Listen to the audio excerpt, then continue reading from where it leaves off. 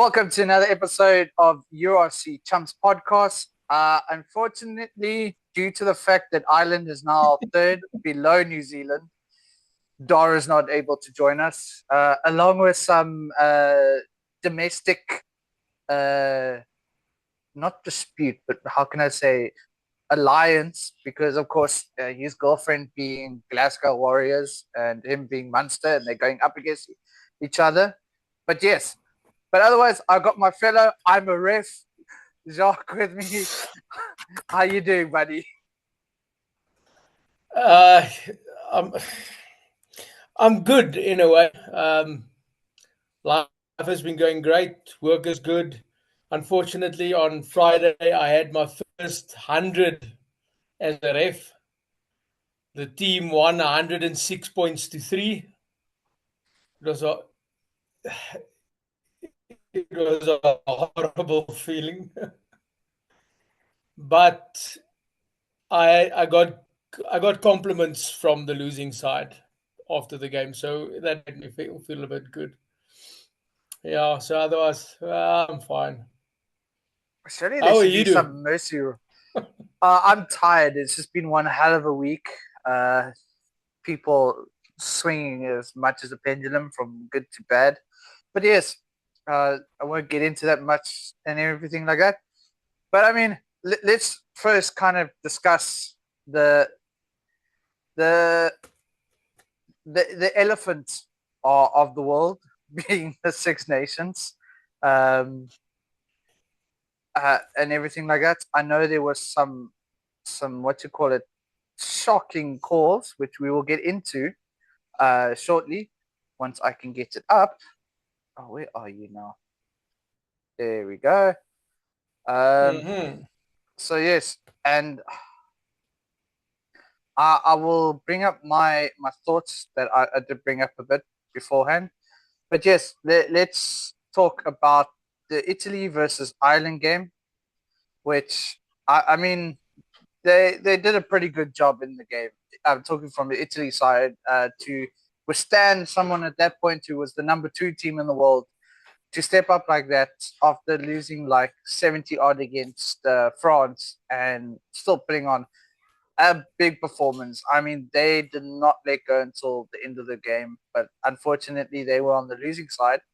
But I mean, if they had scored one more try and converted it, it would have been a different story, or even two penalties.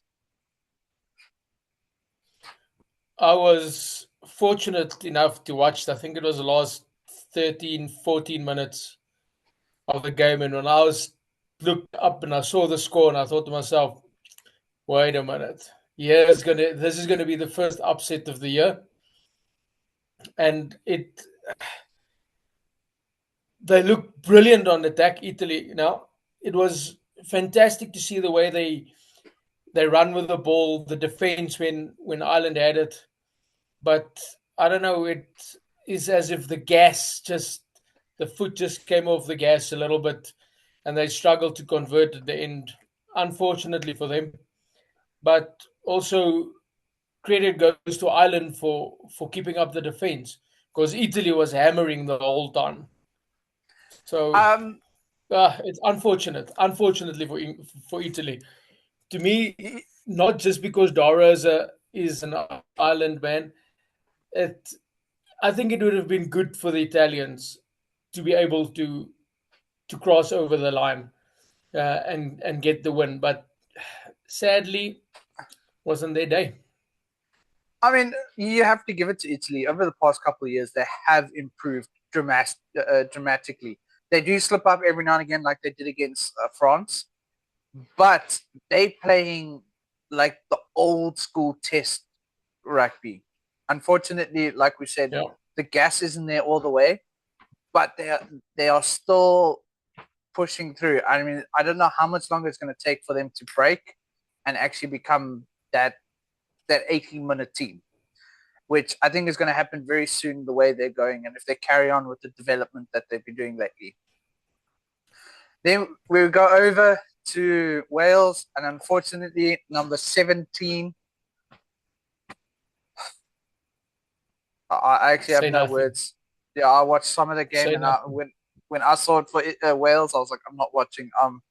I must be honest, I'm watching now for Wales to actually win because I've been wanting them to break that streak. They deserve to break it.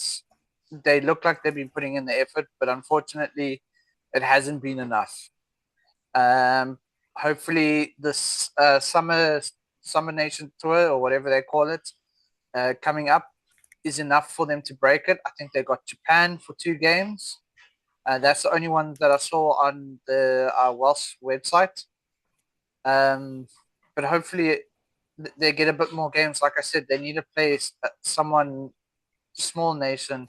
I know it sounds like a bit of a slap in the face, but get that winning mentality and stop building their way back up to the nation they once were. Yeah, if you can, it's strange how it works. If you can play a couple of small nations, beat them, and all of a sudden the winning mentality gets back into the camp, which automatically boosts everybody's moral. And once you get the positivity back and the confidence, yes, confidence plays a big role. And you sit there and watch it now. All right, I think they beat Italy, but before that, what it was like 13 games in a row. 17 now, but before, yeah, 17, and it's losing so many games. Nobody, and I am telling you, nobody in the world, not even the Springboks, will be able to recover against a team like New Zealand. So that means you have to drop your standards, go play a team like Portugal, Germany, or something. Just get into the rhythm. Into the rhythm of being able to get over the advantage line, get over the line, get the win. yes. But I mean, you're saying that we do have to give it to the under 20s. They beat England in the under 20s Six Nations, and hopefully that bleeds into the senior team. Those youngsters get the chance to put their hand up and they bring it in. And I think with such a young side as well, beating a tier 2 nation, and I mean, as much as I say, not all youngsters, they get like arrogant, which is probably what they need to build their confidence up. So they get like, oh, we beat them, we beat them. Then you go up against the South Africa, um, uh, New Zealand, and everything like that, and you're pegged back. But then you realize, hey, wait, I like that feeling when we beat them, even though it was a what you call it team. We need it and bleed it into the system. But we can only say I still haven't heard anything. Who is the head coach properly? I don't know if it's been released, but yeah. But moving on, the game I was disgusted in some of the tactics used by France. Muvaka should be banned. That was a disgraceful tactic that he did on Ben White. He got a yellow card and was referred, but it stayed yellow. But that was a disgusting action that he did. For me, that was a red card. I don't even know why I would have gone straight to red because that was retaliation to Ben White falling over him after Ramos had pushed him.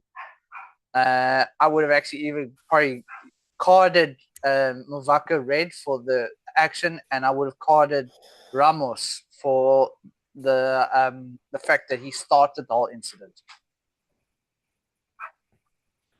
Unfortunately, I can't lift an opinion on it because I didn't watch it.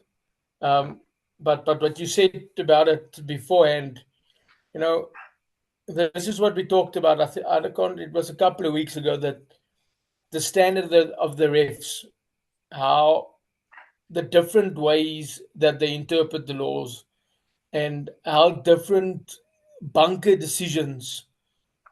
We sit here in front of the TV, me as a ref, you see the incident, and immediately you think to yourself, it has to be red. It's direct head contact. You can see that there's no mitigation.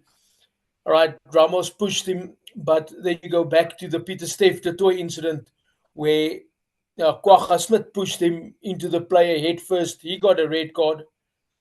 And now, months later, basically the same incident happens and it's only yellow. Luckily, the siding commissioner did side him for it, so we can see what happened. Yeah, I unfortunately for I think it was a yellow actually for Peter Steff, because I still remember he was crying over the fact that he got a yellow card. I mean, that's someone who highly regards himself to a very disciplined and law-abiding player. But the thing is with Muvaka actually retaliated to Ben White falling over him from the push Correct. from Ramos. That's why I say it wasn't like it pushed and then the falling over. It was literally he looked up and dived headfirst. It was literally a rugby version of Zinedine Zidane. I don't know what's up with the French and headbutting players, but that's what it was like. And I mean, the scoreline being 35-16 just shows you how much they actually don't need DuPont and how much DuPont isn't actually that much of a great player, because if he was such a great player, that scoreline wouldn't have been there. However, I don't know what was up with Scotland. Scotland, they seem to like hold on for half the game before they just let it slip. I don't know what it is. They just literally old trend of the sport. Yeah. I mean, I watched the first, like the last half of the first half before my power cut off, because again we had 13 hours load shedding, and before my internet cut off due to my UPS. Oh. Yeah. But yes, it wasn't that great. But I mean, yeah. Now we go back. Solar. But now we are going back to the main focus of our podcast, as it says URC. The URC is back in action. I mean, I'm actually pretty stoked. It is a very intense moment coming up. I mean, just wait. Just wait quickly. So I'm looking at my phone for a split second, going, my status alert came up. Really? Yeah. Just yourself? Yeah. What about me? How dare you? I was waiting for you. You always put it up anyway. So, yeah. I did say link to follow. Otherwise, I would have said, come listen to me tell Jacques about what happened. Anyway, let's getting back into it. Good times. Good times. Yes, good times. As you can see, we are starting off this weekend with quite a banger of a game coming up, being 6th versus 8th. Cardiff versus the Lions. Lions, unfortunately, away. But I mean, that is one hell of a game. However, I do have to go with Cardiff. They have been the better side this season. And the Lions, of course, traveling, and a lot of the players having a week off could help them in their favor. However, looking at that man's face, Edward van der Merwe apparently is being chased and hounded by Sale Sharks. After Sale and our Sharks as well, apparently. Oh, okay. You see, the Cape Town boys are wanted everywhere. Told you. Yeah, so however, apparently I can't remember the Lions captain has signed with the Sale Sharks as well. So there seems to be quite a bit of a headhunter from the youngsters at Lions. Isn't it Frankie Horn? No, it's not Frankie Horn. It's something else. Marius, I think it is. I could be wrong. Marius Lowe. Yeah, Marius Lowe. There you go. But anyway, the second game, part of the reason why Dara's not here, because he doesn't want to make a prediction. Glasgow versus Munster, 2nd versus 5th. I'm going to go with Glasgow.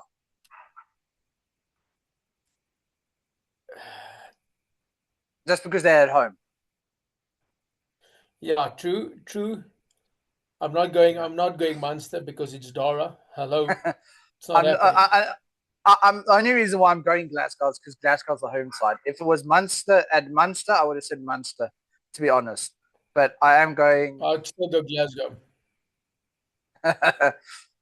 Your boys are hosting Zebra. The Sharks are hoping to munch on zebras this weekend. Well, I just hope that we can do better than what Munster did. Did they beat Munster at home or did they lose it away? It doesn't matter. They beat Munster. That's Yes. all that matters. Yeah, but we also beat Munster, so it's not that hard. So did we. So it's no problem. It's fine. It's all good. Yeah. Unfortunately, we're the lowest out of the three of us. But anyway, yeah. So 14th versus 15th. I have to go with your boys. Like, even if you guys were away, I'll still go with you guys. I mean, 4th over 15th. And I mean, you guys have done Listen, phenomenal this season to get up to 4th. I look at that picture and I look at that guy standing there. And a couple Junior of years player back, of the SA Rugby. I was still coaching at Grey, and we went down to what's it, Paul Roos, and everybody was so over this. This is the boogeyman, and when they found out that he's not playing, everybody's, oh, that's fantastic. Now Grey's gonna take it, and Paul Roos beat Grey anyway. And I made an effort to watch a game he played. And from what I saw back then, I said to myself, really? Is this what everybody's, ooh, the boogeyman, this and this and this? In the way that he has transformed playing for the Sharks, within the next 2 years, I can see this man wearing the green and gold, definitely. Now they're If under 20. if he Yes, stays constant. constant. Now I was watching the under 20, the junior box play here in Cape Town. I was watching on TV and I was watching the lines. I was like, okay, now this is still 20-year-olds. I said, if this guy hasn't got a contract, he's definitely got a contract now. And then when I heard he was with the Sharks, I was like, really? You with the Sharks? It's like, oh well, go. And he is doing phenomenal. I mean, the fact that he is in the alignment camp, so it might be on the virtual side. Yeah. Which for a youngster like that, the fact that Rusty's like, yeah, I got my eye on you, is already a good sign for him. I mean, the other one that I would love to see him play with is Jonathan Roche here from the Stormers. He was also quite a youngster. He's also in the lineman camp. I mean, he's played 2 games for the Stormers. I'm actually surprised he wasn't taken on the overseas tour as well. The two of them, I think, together could be the next Delende and Creole combination, the next De Villiers and Fourie combination. So, I mean, who knows? Yeah. And it's a good thing that you see, if you see all the youngsters that was in the Lyman camp, you can see that Russia is already starting to build for the next World Cup. I think he's even building up for 2031. Well, I know it's not part of the topics, but I think Felix Jones might be the guy to take over from Russia after 2027.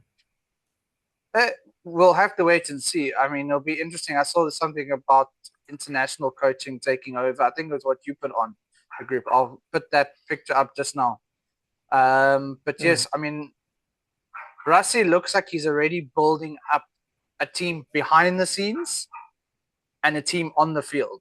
And yeah, I wouldn't be surprised if he's already got 2031 already. He's already putting pieces in place for 2031.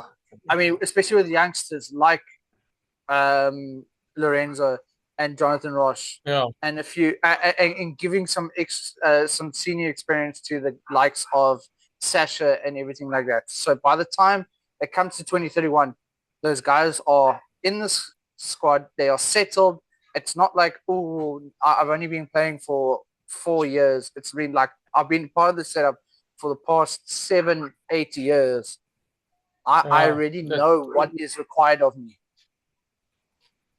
Which is a good thing. Yeah. Mosquitoes. But then we also have Benetton hosting Edinburgh now. This is the one I looking at. I'm wondering who's going to win this one because Benetton has been putting up their hand quite a bit.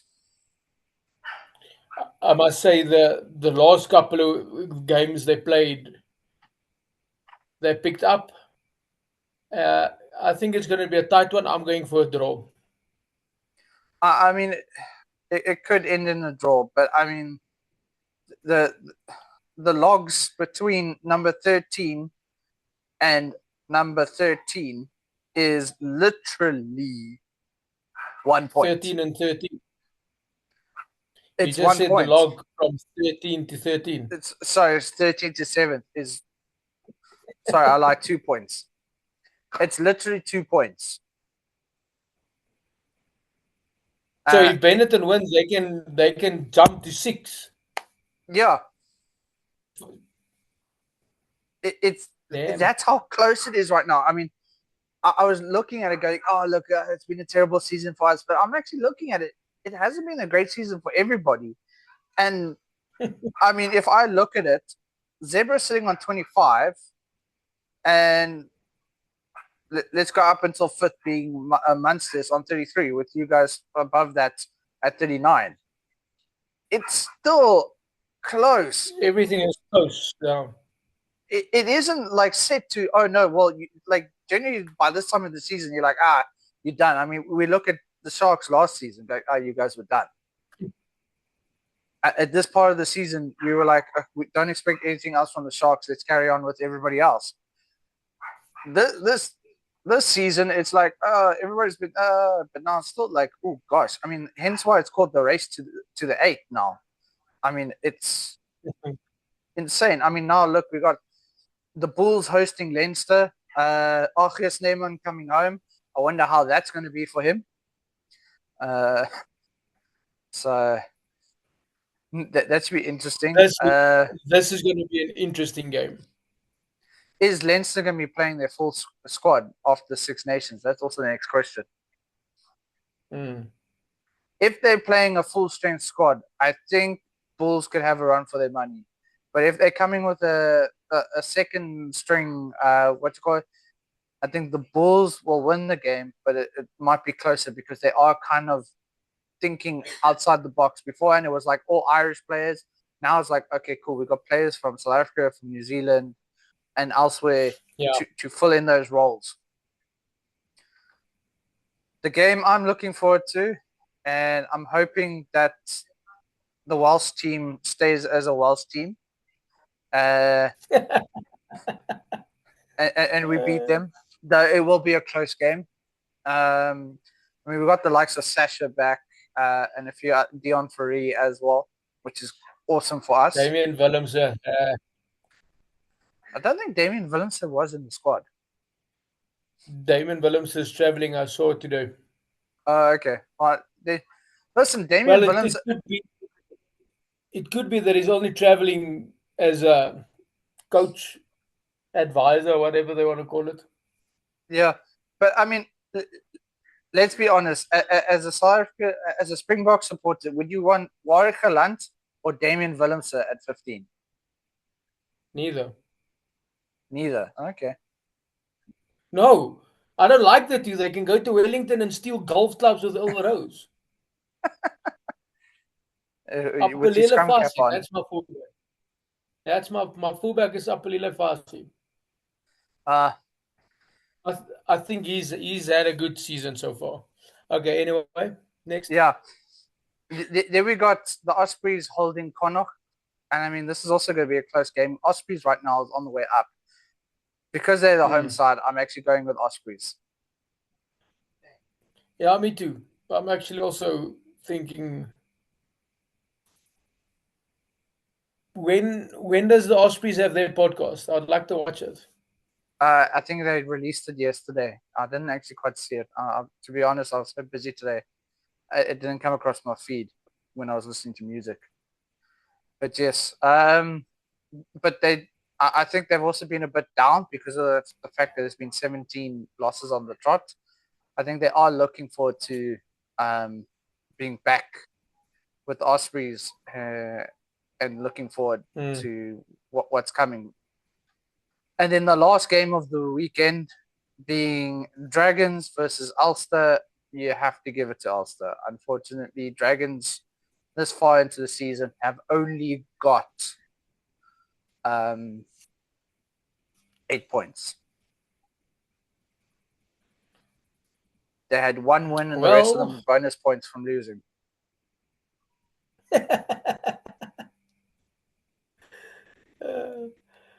It makes you think of the Sharks last year. Yeah, but the thing is now, being that low at 16th, there's no with 8 points, there's no chance of you coming back to get anything. Whereas with I mean, what's called Ulster sitting on 27. Like I said, Dragons are sitting at 8. 1 win and 11 losses. I mean, the next closest one with losses is 7, which is Zebra, Ulster, Stormers, Connacht, Edinburgh have all lost 7. How many of the Sharks lost? The Sharks have lost 4. 75% win percentage this season. Oh, that's not bad. Yeah. We won't talk about the Stormers. We've lost more than we played. I mean, we've lost more than we won. So, yeah. But, I mean, I'm actually kind of liking the stats at the moment. And, I mean, there's actually interesting stats, which I'll actually bring up now, from the past 3 tournaments, which is actually something that when I saw it was actually quite interesting. I mean, if you look here, this is the top 8 of 2022. Leinster with the Stormers who won, Ulster, Bulls, Sharks, Munster, Edinburgh, and Glasgow. If we go to 2023. Yep. 76. What does Leinster have now? Leinster right now, I'll tell you, give me 2 seconds. I'll have a look. Leinster right now is 57. So they and now you look at the Sharks, 57 now.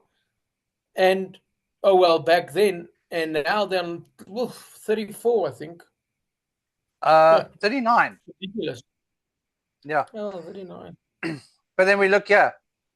So here's the top 8. Leinster was 79. Ulster was 68. Stormers was 68. Glasgow was 63. Munster, who won, 55. Bulls, 53.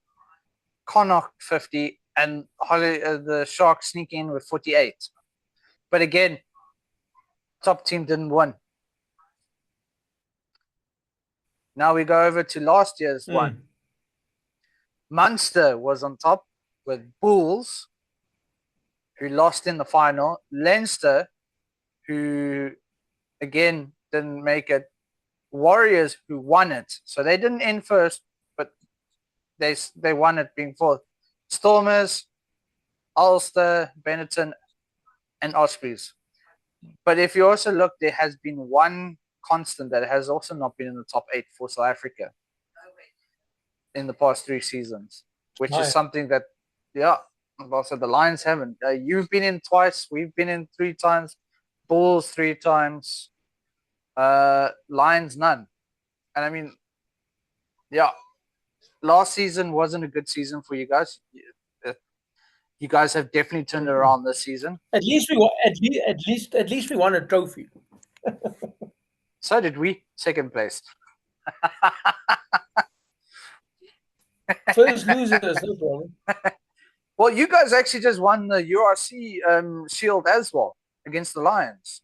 because you guys are technically the top of the SA log.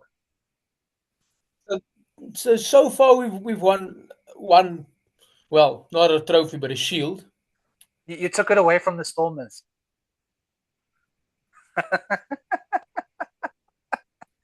We had to give you something else, like we give you our players. We can afford your players. You can't. You can't even afford a stadium. Come on. So you had no. Listen, our stadium. Okay, yes, there's some financial things, but there's actually more to the story as well. The fact of the matter is, DHL Newlands is not health and safety approved due to the latest health and safety laws. But unfortunately, yes, it's going to be sad to see what they do with the stadium afterwards, considering that the fact that it is actually a South African rugby heritage site. But there's not much we can do about it. And then once the sale goes through, it is official. Once the sale has been done and the money's been transferred and it's gone to whoever the money's owed to, Stormers are officially out of administration, which is a good sign, because a lot of our money that we are getting right now is not going into the Stormers. It's actually going into debt. So once that comes in, I think and it's done. It's like, I don't know if we're allowed to say numbers, but it's like 210 million rand. The stadium was 250 million or something like that. That was going to be the lowest offer that they would take, as far as I heard. I can't understand how is it possible that a franchise that's been around for so long, probably one of the oldest in South Africa, work yourself into debt so much. I know that there's huge corruption in the country and all that, but on that scale, if you can't pick that up in a union, you've got a handful of people that does your finances, and how it hasn't been picked up. Like I say, 210, 200 or whatever million rand. Obviously, if it was the ANC, it was taken in a day. But yeah, it was bad like management. It had to accumulate over a lot of years. I mean, I'm not going to name and shame, but we had a CEO who was a bit messed up with his management of the union, which is part of the reason why we actually struggled so much. Then there was the whole fact that a loan was taken out of such a huge amount to pay for upgrades to Newlands Stadium, which fell through because, but then I don't know what happened with the money. I don't know the full story. I don't know if we're going to get the full story, because on that amount, they also try sweep it away, because it is a bit of an embarrassment to admit what happened. But yes, but it's great to see URC's back. Hopefully load shedding doesn't affect me too much this weekend, because I see we on stage 2. Yay! So come to South Africa. Yes, we are looking into it now. My wife and I really like. Do we just take a dip and do it and reduce our electricity bill by drastic amounts? But yes, we're not talking electricity and everything like that. We are talking Is your house paid off? No, I've got another 24 years. It feels almost like my car. Luckily, our car belongs to us along with my motorbike. But yes. But I know this is a rugby program and all that, but there's things that you can do where, like the solar that we've got on this house, we pay like 1,650 rand a month for the next 3 years, and then from there you can renew it again. I'm just putting it out there.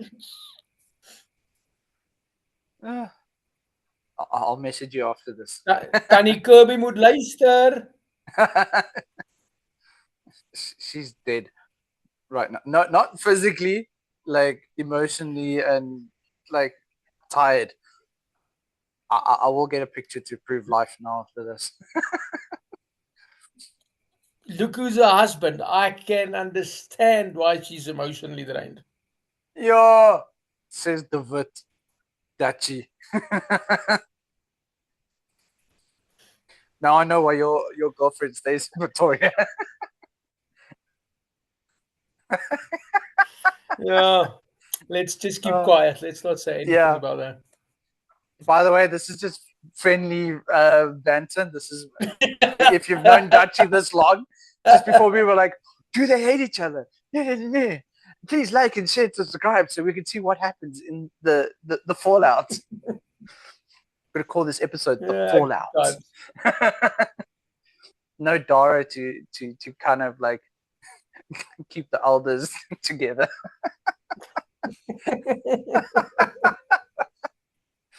Oh, but anyway, like I said, guys, like, share, and subscribe.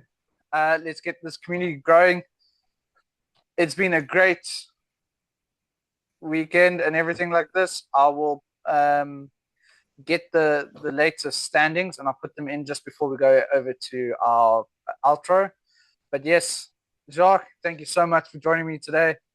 Everybody, my fellow champions, keep safe, stay well. And next week, Doris should be back. I don't know if he'll be happy, black or blue, or bloodied, depending on what happens between Glasgow and Munster. But Ireland will still be third in the rankings.